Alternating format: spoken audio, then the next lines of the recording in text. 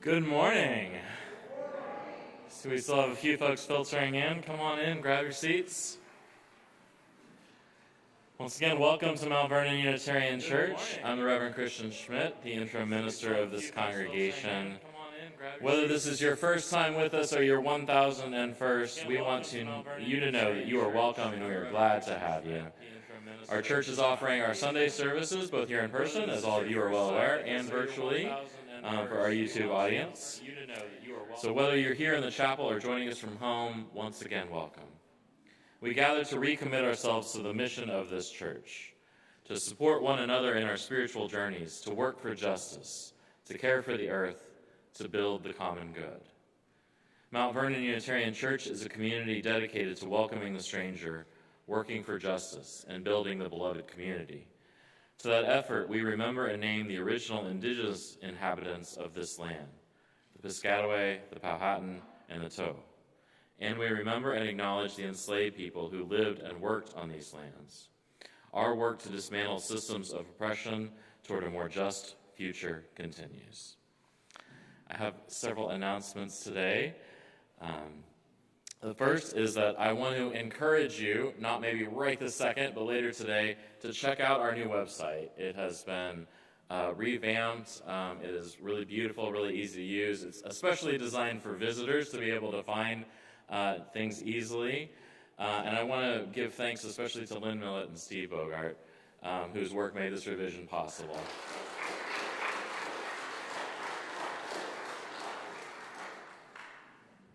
It has a whole lot of information. If something is missing that's absolutely vital, feel free to let us know. If something isn't working, feel free to let us know that too. But I spent quite a bit of time looking around it, and it's really great.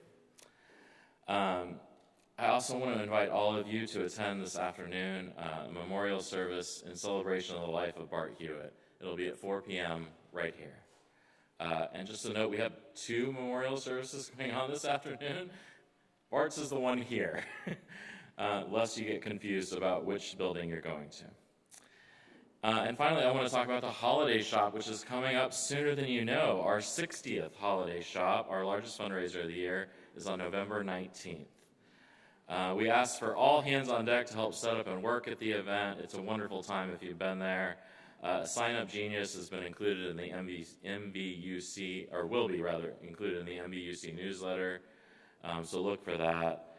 There are tasks for anyone, whatever needs or abilities you have.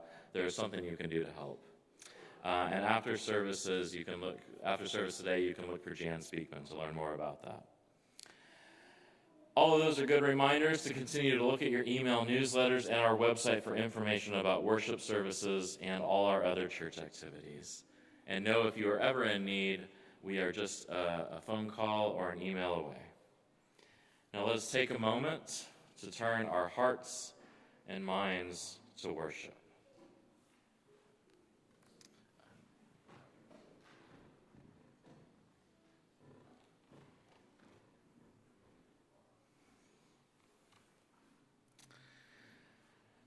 Our chalice lighting and opening words this morning are welcome to all manner of creatures. No matter who or what you are welcome here. So on this weekend, let us be clear. Here we welcome goblins and ghouls, saints and sinners, angels and devils, zombies and werewolves, vampires and witches. We welcome princesses and princes, paupers and farmhands, aliens and astronauts, robots and cyborgs, firefighters and police officers, nurses and doctors, cowboys, cowgirls, cowfolk of all varieties. We welcome Superman, Wonder Woman, Black Panther, Batman, Spider-Man, Black Widow, and Thor, and so many more. Indeed, we welcome superheroes and even supervillains so long as their behavior lives up to our covenant. In short, we welcome people, monsters, and all other manner of creatures. Here we welcome you and all of who and what you are. So welcome. Let us begin.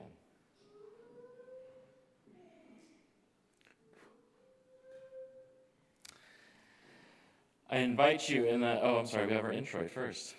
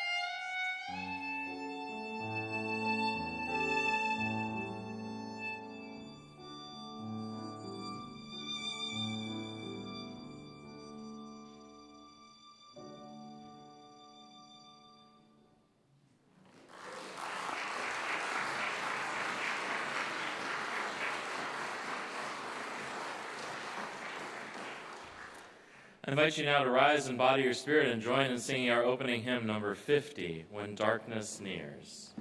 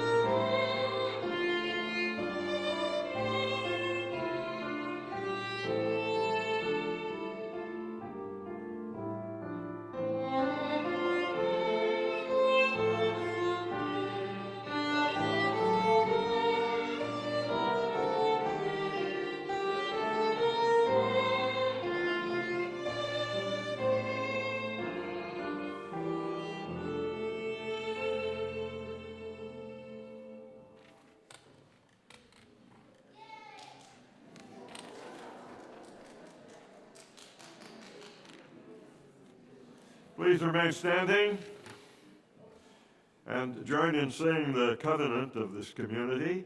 You'll find the words inside the back cover of the hymnal or in this order of service.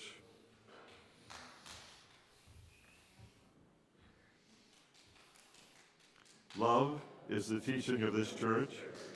The quest of truth is its daily task, and service is its prayer. To dwell together in peace, to seek knowledge in freedom, to serve life in community, to the end that all souls shall grow in harmony. This is our covenant with each and with all. Please be seated.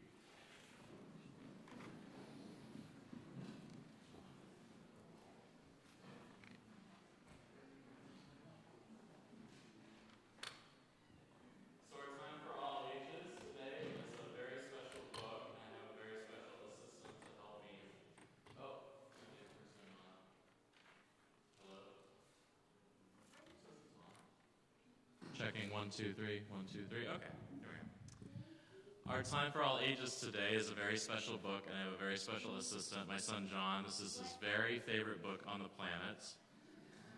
It is called The Monster at the End of This Book, starring lovable, furry old Grover. What did that say? On the cover, what did that say? Did that say there will be a monster at the end of this book? It did.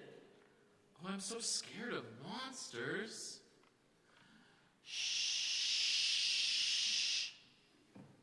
Listen, I have an idea. If you do not turn any pages, we will never get to the end of this book. And that is good because there is a monster at the end of this book. So please do not turn the page. You turn the page! Maybe you do not understand. You see, turning pages will bring us to the end of this book. And there is a monster at the end of this book. Just saying. But this will stop you from turning pages. See, I am tying the pages together so you cannot. You turned another page! You do not know what you were doing to me. Now stop turning pages. There, I, Grover, am nailing this page to the next one, so you will not be able to turn it, and we will not get any closer to the monster at the end of this book. All right. Do you know that every time you turn another page, you not only get closer to the monster at the end of this book, but you make a terrible mess? This will stop you from turning pages. A heavy, thick, solid, strong brick wall. I would like to see you try to turn this page. Did you know you were very strong? Yeah. The next page is the end of this book, and there is a monster at the end of this book. Oh, I'm so scared. Please do not turn the page. Please, please, please. Oh, well, look at that. This is the end of the book, and the only one here is me. I, lovable, furry old Grover, am the monster at the end of this book. And you were so scared. I told you and told you there was nothing to be afraid of. Oh, I'm so embarrassed. Yeah. Okay. So I want to thank John especially for helping me out, and we're going to sing all our children out.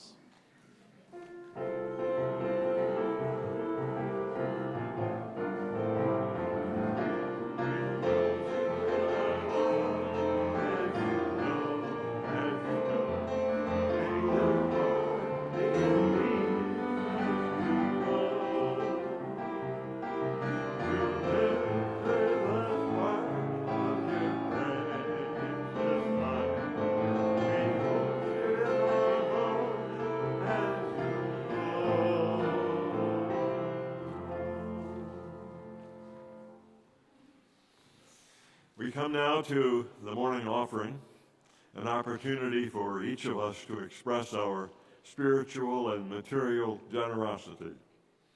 I give for two reasons. First, because as a community institution, our church provides a different perspective from most other churches. And second, because my friends, the people of this church, are precious to me. This church is well worth what Dorothy and I invest in it. Each week we share the plate with a charitable organization that you, our members, have chosen. During the month of October, our offering is being shared with No Child Goes Hungry. The Reverend Karen Rasmussen, our former intern and community minister, established No Child Goes Hungry. The organization has a simple mission to make sure that all children have access to food. We invite you to contribute whatever you are most comfortable with. If you would like to write a check for the offering, please make it to MVUC and in the memo line indicate what your check is for. You can also go to our website and give directly. We are grateful for your donation. And during the offering, you're welcome to come forward in silence to light a candle of joy or concern. And now will the ushers please come forward to take the morning offering.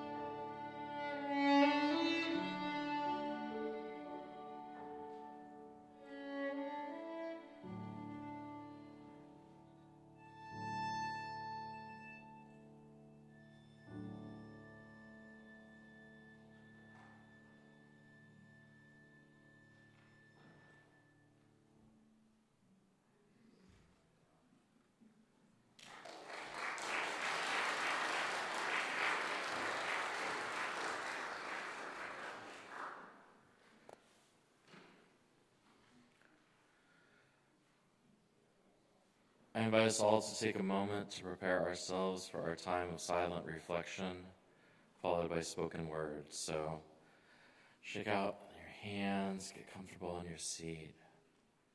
Take a couple deep breaths in and out.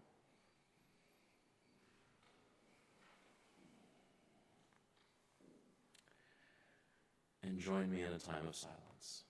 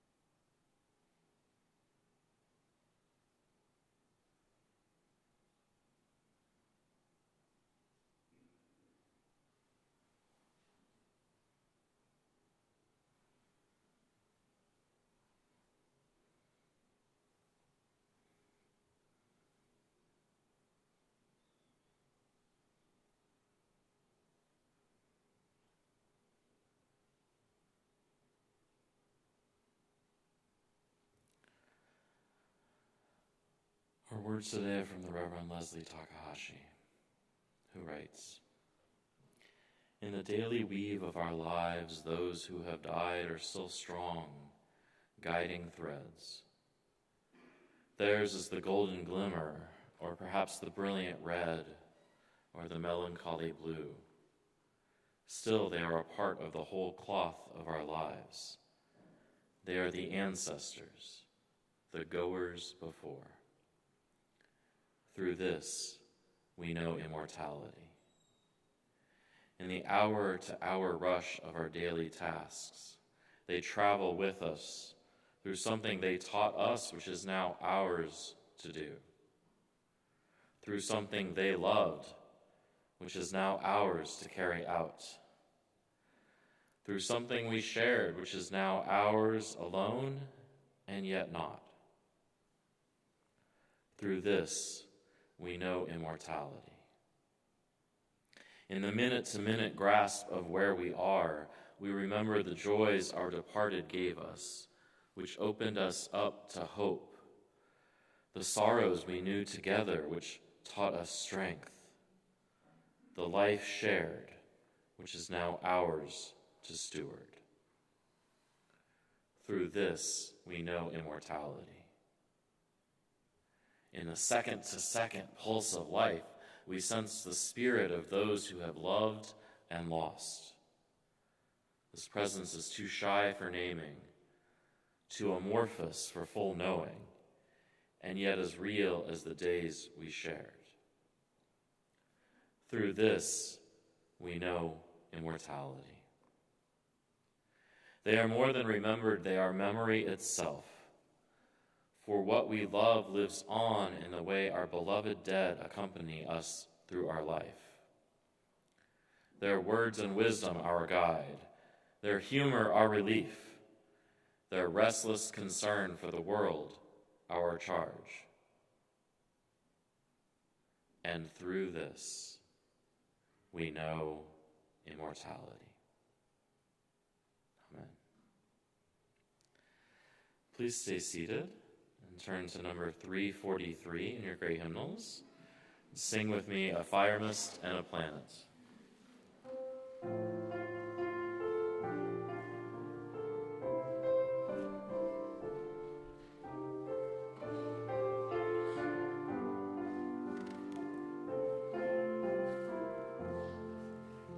A fire mist and a planet, a crystal and a cell, a starfish and a saurian, and caves where ancients dwell.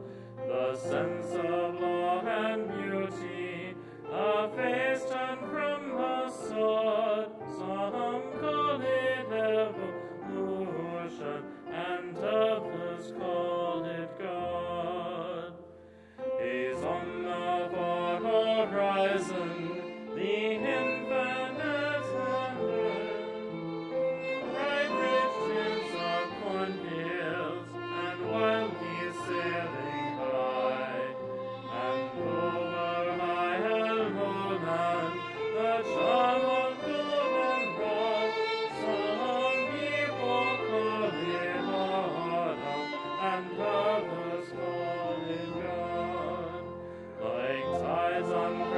and seepage, when moons are new and thin, into our hearts my yearnings come welding, surging in, come from the mystic ocean, whose rims all thought has trod. Some people call it longing, and others call it God. A century lone and frozen upon the sunken road. He's at Hamburg and Jesus on the road, and millions who though nameless the straight hard pathway trod. Some call it consecration, and others call it love.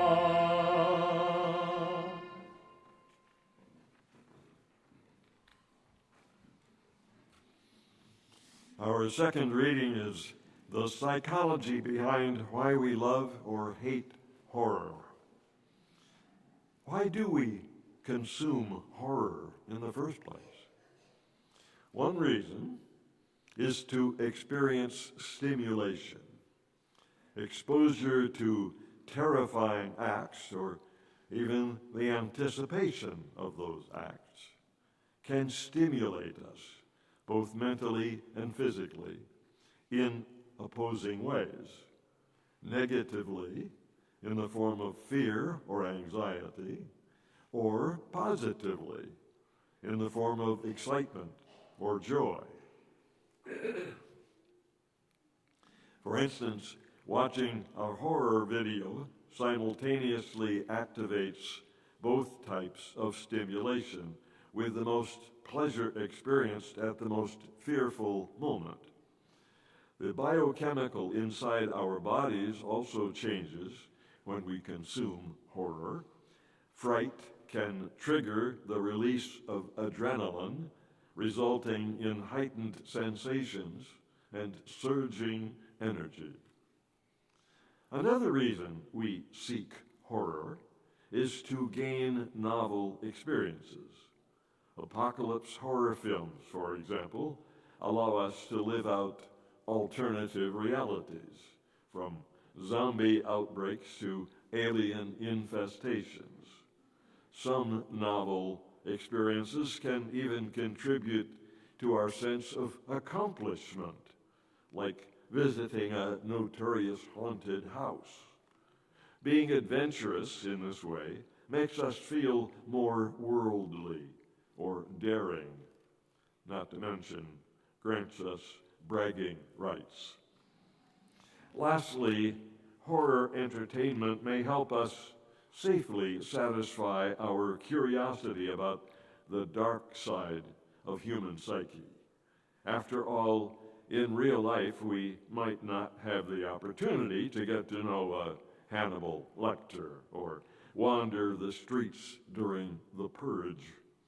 As an inherently curious species, many of us are fascinated by what our own kind is capable of. Observing storylines in which actors must confront the worst parts of themselves serves as a pseudo-character study of the darkest parts of the human condition.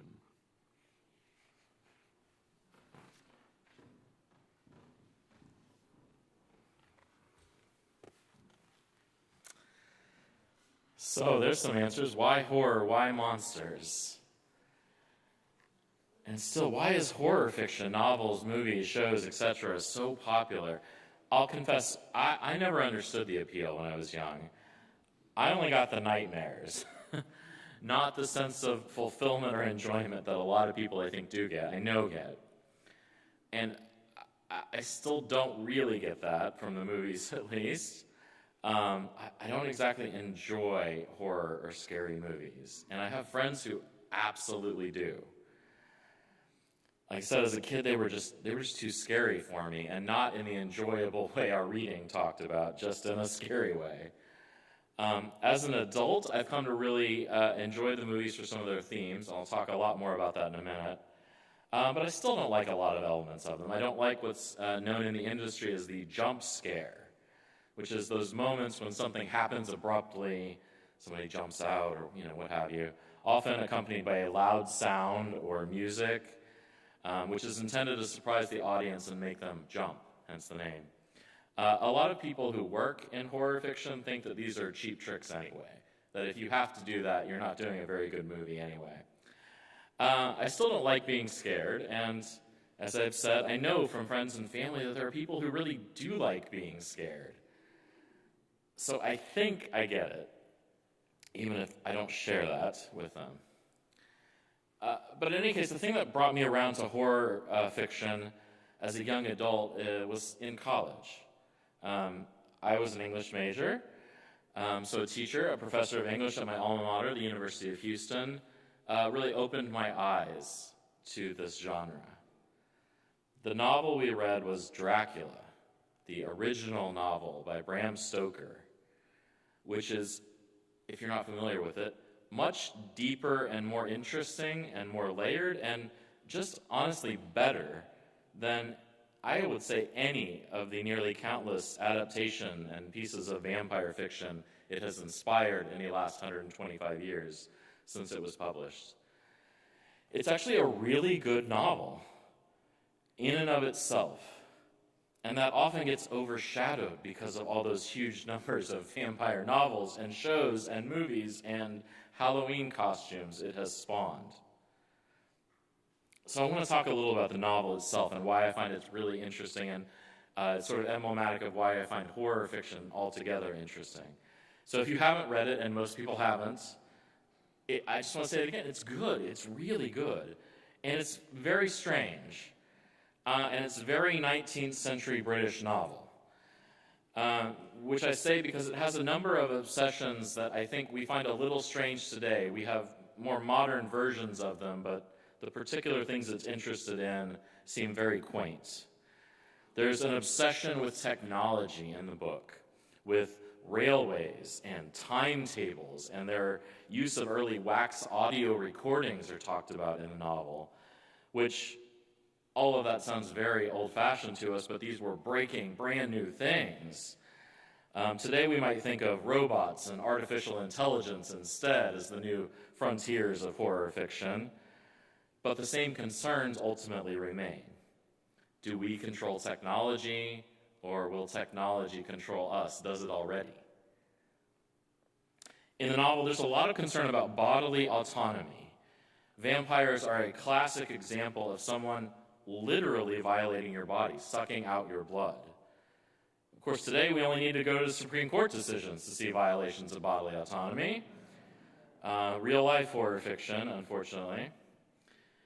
In Dracula, there's a really interesting simultaneous concerns about the old world that is symbolized by vampires in Transylvania, this sort of strange place with weird customs that's far enough away to be exotic.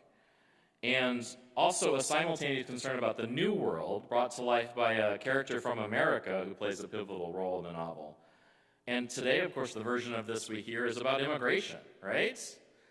We're worried about these strange people from other places, or we're told to worry about them anyway. Other nations and people are cast as a threat to our very way of life. We hear this concern articulated all the time by certain political factions in our country and our world. In the novel, there is also, constantly throughout it, the terrifying prospect of female sexuality, which the Victorians were obsessed with and obsessed with controlling. Now, I wish I could say that that's no longer an obsession our culture shares, but I think we all know that's not true. So maybe that one is not so old-fashioned, unfortunately. The brilliance of the novel is to bring all of these together in a really compelling, cohesive story, one that layers levels of meaning with a story of conflict and travel and danger and personal desires and relationships. And so I really recommend you all read this if you have any interest at all in doing so. It's a really great novel. And so the writers of our reading today are people who study horror fiction and psychology. They are researchers in this area. And one thing I think they miss in their description, we heard from the reading today, is that a big part of the appeal of horror fiction is that though it is fantastical in the sense that the problem, whether it's a natural disaster or a monster or a phantasm or what have you, the problem is made to be so extreme as to be unbelievable. It's simultaneously extremely believable because these are real fears and concerns that we've transformed and amplified into monsters. The Swamp Thing is nature made into an extra scary form, to give a classic example. And so in the fictional frame of the novel Dracula, this is actually a little bit of an aside, but it's a really interesting one too. All of the information is second or third hand. It all comes from diary entries and letters and newspaper articles and transcripts of interviews. Everything is from another source. That is part of the question throughout the novel is what information can we really trust? In a sense, it's just a form of the unreliable narrator we often hear in novels. Throughout the novel, we're left to wonder what is really true. And that's such a great meta theme for horror fiction. Can any of us trust what we think we know? Can we trust even our own observations, the very things that are coming into our eyes, our ears? I think of the film The Blair Witch Project, which some of you have no doubt seen, and was filmed not too far from here over in Maryland, in which the conceit is that it's all found video footage, right? And the footage is incomplete. We aren't sure if we can trust even what the people on the video footage are saying to us. Part of the appeal of horror fiction is not being sure. Now, I found it interesting that some contemporary viewers, again, novel Dracula was 125 years ago. Some of the contemporary reviewers of it then did not like it because they worried, and this is true, that it was too scary. Now, this seems absurd today in many ways. It's not a particularly frightening or gory novel by our standards. But then things are never as shocking to the next generation as they are to us, are they? We showed my kids recently the movie Alien, which I remember being terrified by as a child. They begged us to watch it. I had concerns, honestly. And they could not have been more bored at it. They were just not, they were like, what is going on? They were not the least bit scared. Anyway, so lest I spend all of my time talking about a century-old novel, I want to talk some more modern examples too, and why I find them so fascinating. As I've said, in horror, the monsters are creations of our own making. I mean, literally, of course, in the sense that someone writes these pieces of fiction into existence. But more importantly, the monsters of horror fictions are real problems taken to the extreme. Sometimes it's the worst aspects of our own psyche. You might think of The Shining. In fact, really any Stephen King work is about this, actually. They're all about the fears inside our own heads coming to life, sometimes in physical manifestations. Or we could think of films like The Village, which combines elements of our own psyche with real societal issues like medical abuse. I can't say enough about this. Horror fiction is compelling because it magnifies real fears. You can tell a lot about a moment in history, in fact, by looking at its horror fiction. So I want to take a look at one of our present moments. One of my favorite horror movies of recent vintage, and I won't spoil the plot for you, but I think I can talk about it without doing so, is Get Out. The movie is about 5 years old now, in which the horror, the antagonist, which sometimes is represented in individual people, but is really the monster, is racism and white supremacy. The movie, which is just brilliant, by the way, shows audiences what it's like in some limited but very real way, what it's like to live in our society in a black body. And it's an absolutely brilliant film, one I recommend all of us see. And to give another example of our current moment, before researching for this sermon, I didn't know there was actually a specific name for the subgenre in which nature or the world or the universe strikes back at us for our sins. But there is a name for this. It's called eco-horror. And perhaps not at all surprisingly, eco-horror is having a moment right now, folks. It is extremely prominent, even for the last couple decades, as we've increasingly learned about climate change and its accompanying effects. I'll give examples of some of the recent ones. You might think of movies like Waterworld, not quite as recent, 2012, or The Day After Tomorrow, or Snowpiercer, or Jurassic Park, which is about the dangers of cloning and science. And there's classics in the genre too, like The Birds or Jaws, in which nature strikes back. And then I thought, having said that eco-horror is having a moment, it's had a long moment too, because it's just about the oldest genre on earth when you think about it. Noah and the Ark and the Flood is one of the original eco-horror tales, right?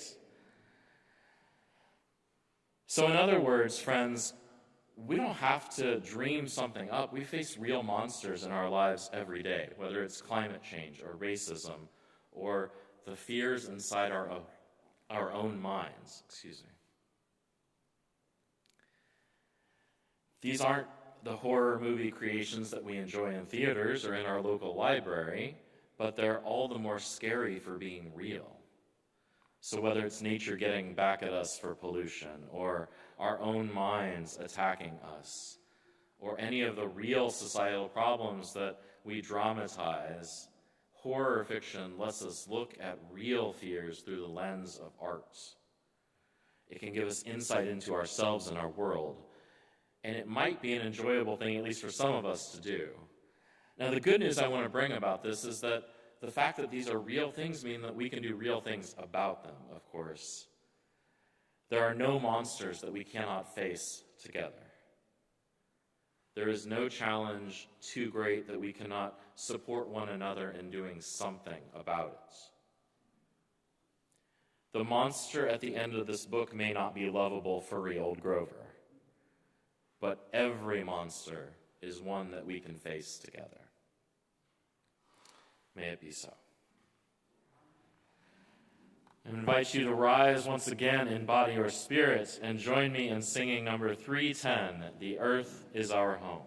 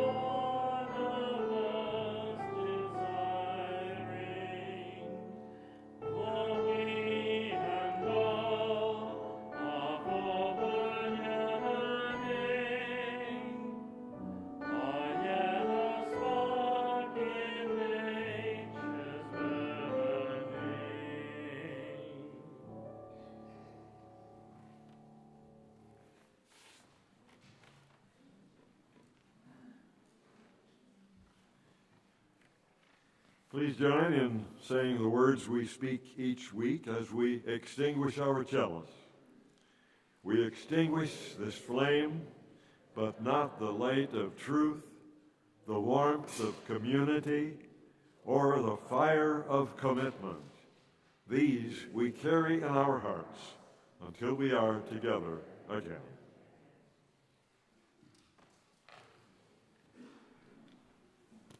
Please be seated.